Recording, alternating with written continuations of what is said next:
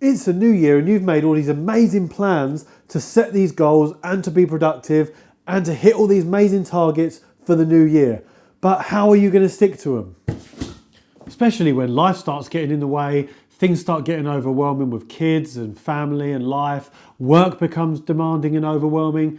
So eventually you just feel like giving up. And so you don't do it in one fatal swoop, you just slowly start giving up bit by bit until eventually you've given up on your goals. So how do you stick to it? Well, don't worry, I've got you covered, because in this video, I'm going to show you the 3 books I use every day to help me stay on track, how to set realistic goals, and my 3-step process to ensure your success. Look, we all struggle, right? We're all exactly the same. You get to the beginning of the year, you set some goals, you half-arse them for about a month and a half, and then you kind of give up on them very, very quickly, right? We're all pretty much the same. There's very, very few people that actually stick to them. But what helps me stick to them is 3 books that I write in every day. Now, you might be thinking, but you're a tech nerd. Why are you not using your phone? I do use my phone and I do use my calendar. But there's something quite therapeutic about writing in a book just to get your thoughts out onto paper rather than staring at a screen all day. So let's have a look at the 3 books that I'm writing in every day that really do help me stay focused. Right, so here are my 3 books I use pretty much every day. So first of all, you need some sort of productivity book. Now this one I just found off of Amazon. It's by someone called Grace Beverly and it's a book called The Productivity Method. So I just wanted to find a good productivity book that I could write in every day that's going to keep me on track for all of my tasks and all of my goals for the day. So I just searched on Amazon, filtered for a few, spent a little while looking, and eventually come across this one. And this one is really good because it starts off right at the beginning with a getting to know you section. And you can fill this out at the beginning of the year with sort of, it asks you questions like, which of my working habits makes me feel most anxious? When do I find it hard to generate quality work? What do I wish I had more time to do? What do I need to change in my daily life in order to reach my goals for the year? Things like that. Like, it asks you questions that really make you think about what's holding you back and what is stopping you from doing what you want to do.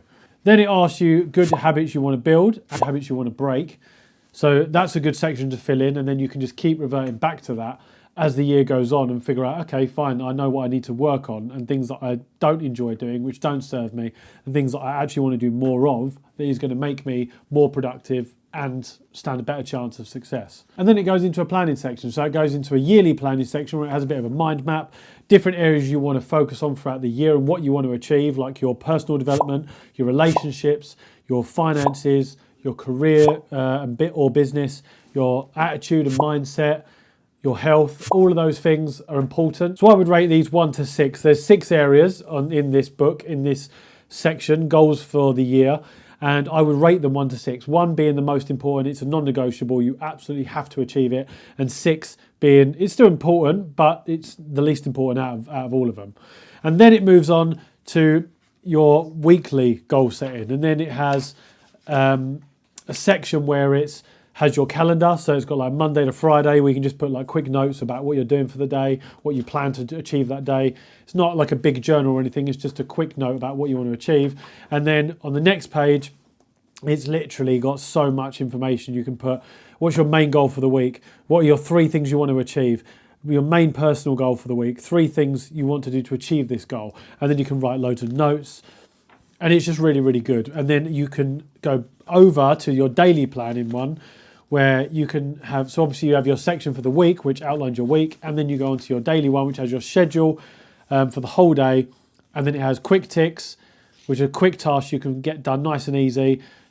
Tasks, which are obviously things you want to do throughout the day. Go to the gym, make a new video, do a yoga session, watch a video with your kids, whatever it is. And then projects. These are long-term projects that you're still working on.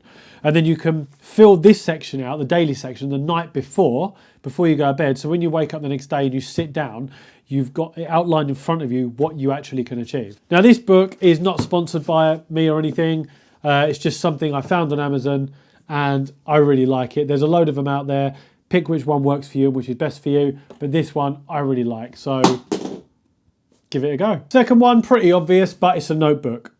It's just something quite therapeutic about writing in a notebook. I just like it. I write down all my video ideas. I write down all of my goals I want to achieve. I will echo all of the goals that I wrote in my productivity book. I will echo that at the beginning of my notebook, so that every time I open it, the very first page is all of my goals for the year. So I keep seeing what I want to achieve.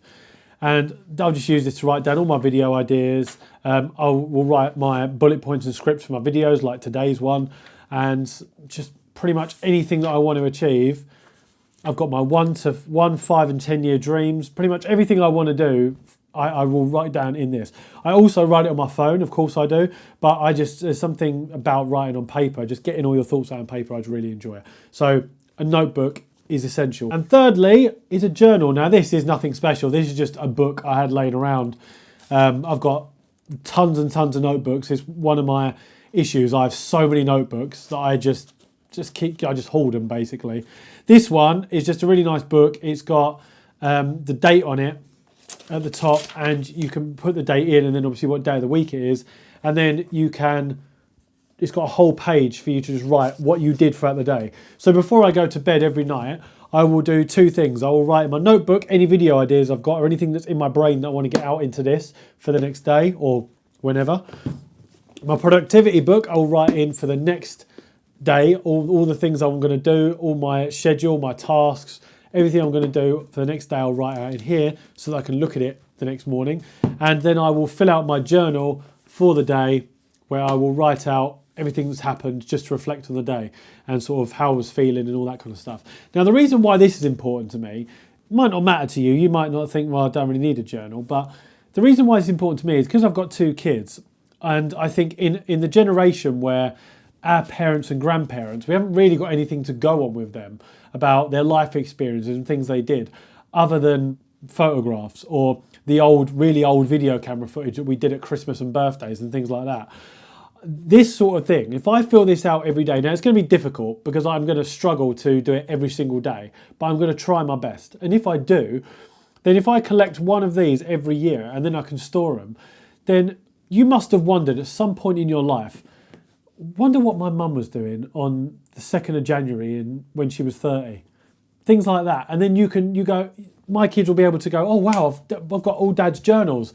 I can go and look and see what he was doing on that day. And they can just go back and reflect on it and look at it. Now, you might think it's rubbish, you might think it's absolute trash and it sounds weird, but to me, it's something I really enjoy doing, and if I keep it up, it's good for my kids in the future and something they can look back on and have another memory of me. Now, obviously, they're going to have these videos and everything, but I just want them to have another thing that they can look at and have memories of. So for me, that's why I do it. People do it for getting clear on their goals. People do it on manifesting. There's loads of reasons why people journal. For me, it's more about reflecting on what I've done for the day, what I could have done better, and leaving memories for my kids. So those are my 3 books that I have and I write in every single day. All right, so now let's talk about setting realistic goals for yourself to achieve throughout the year. So the problem with it being a new year and you setting these big goals is that we always make them exactly that, so big and so unobtainable that we don't really ever stand a chance of achieving them. And we're setting ourselves up for failure. Now, it's not because you can't achieve them, it's because you make them so big that anything less than that destroys your motivation, destroys your confidence, and then eventually you just start giving up, as well as life getting in the way as well. So what we're going to do here is use the gym as a good example. So I normally go to the gym about 2 or 3 times a week, okay? Sometimes more, sometimes less. I don't go 7 days a week and train for 3 to 4 hours like a gym-obsessed bodybuilder. I just go 2 or 3 times a week. I try and do something productive throughout that time, okay? I try and get a bit fitter, a bit healthier, work on my cardio, work on my weight training. And my goal for this year is to go a minimum of 3 times a week. Okay, that's my goal. Go to the gym a minimum of 3 times a week. Now, what a lot of people do is will set themselves goals like, I'm going to go to the gym 7 days a week and I'm going to have a chest day, an arms day, a legs day, a cardio day, all that kind of stuff, right? And the problem with that is if you set that as your goal and you write that down, that I will go 7 days a week, you're setting yourself up for failure. That's all you're setting yourself up for. Because the reason for it is because if you go anything less than 7 days a week, you will automatically feel disappointed with yourself. If one week you go 5 days and another week you go 6 days, then the psychological effect that will have on you, without you knowing it, it's subliminal. In the back of your brain, you will think, I'm so disappointed. Why didn't I go? Why didn't I go 7 times? That's 2 weeks now that I've failed my goal. 2 weeks I've failed my goal. You're forgetting the fact that you've been 5 times one day and 6 times, 5 times one week and 6 times the next. You're forgetting that. So the thing is, you need to set realistic goals, and then anything more than that is a bonus. So you're just setting yourself up for success then. So my goal being I go to the gym 3 times a week. If I go 3 times a week, I've achieved my goal. I feel happy. I get that natural dopamine hit. I feel really good. And then anything more than that, if I go 4 or 5 times a week, excellent, even better. I've smashed my goal. But it's not putting that much pressure on it. It's a goal that I can achieve. So set yourself the same sort of goals with your eating, with your gym regime, with spending time with your kids, with work, whatever it is. Make realistic goals. Make them big goals, but not too big that you can't achieve them. For example, if eating is one of them, don't say something like, I'm not going to eat any sugar, I'm not going to drink any alcohol, I'm not going to eat any crisps, I'm not going to eat any carbs. Because if that's what you're used to doing, all of those things, then cutting out all of them is not going to be a sustainable lifestyle for you going forward. It's going to be very, very difficult. And eventually you're going to end up cracking on one of them. And then when you do that, you're just going to end up giving up on all of them because you think, oh, I failed, I might as well give up. So start with one thing and then build up to it. Once you've beaten that one thing, then change something else and then do something else. So I've set myself a few goals this year, and collectively it adds up to something fairly big, which I probably have bitten off slightly more than I can chew. But individually, they're not that big. So I'm going to the gym a minimum of 3 times a week. I'm not drinking alcohol anymore unless I've got something big to celebrate, and then I can have maybe something to celebrate. I'm giving up eating cookies because, as most people know, I have a big cookie addiction. I love eating cookies. So I've got something in drinking. I'm not drinking anymore. I've got something in working out. I'm going to the gym, and I've got something in eating. I'm not eating cookies. I'm not trying to do so many different things and trying to have these big goals. I'm going to go to the gym 10 times a week and all this stuff. It's rubbish.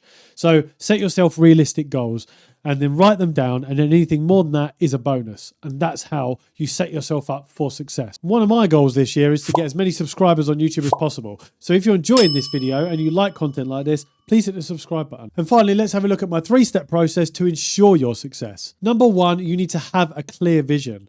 So let's go back to the gym analogy. We're going to use this throughout because it's just a nice constant thing you can refer back to.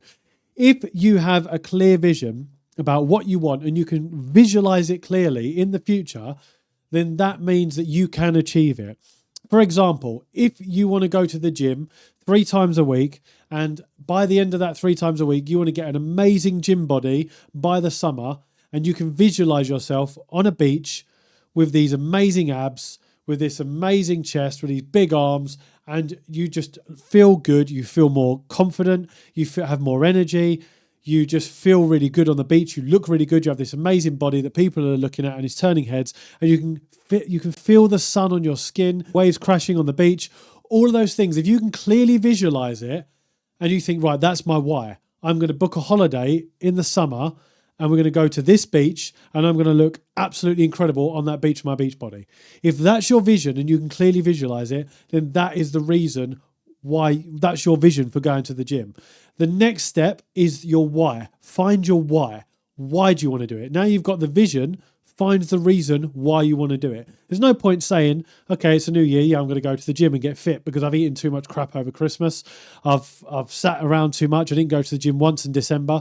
I just suppose I better get healthier.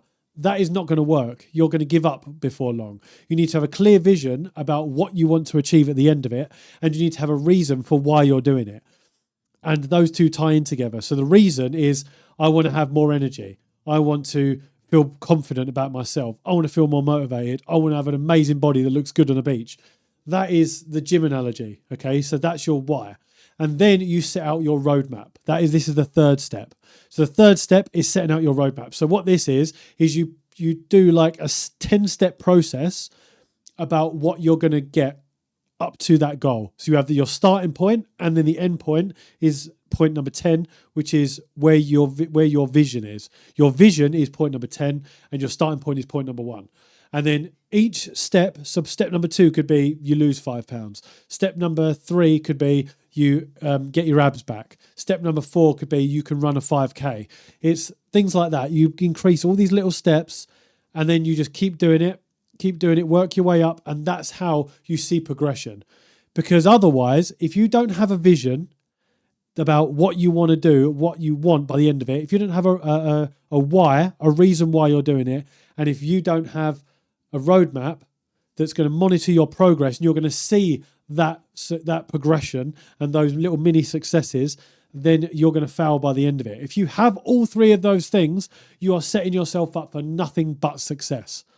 So follow my process, follow my 3-step process, get yourself these 3 books and find out the things you want to achieve. Now, you can use it with anything. Do it with business, do it with your work, do it with your family, do it with your health. So good luck, go and smash it. And if succeeding on YouTube is your goal this year, then check out my video up here.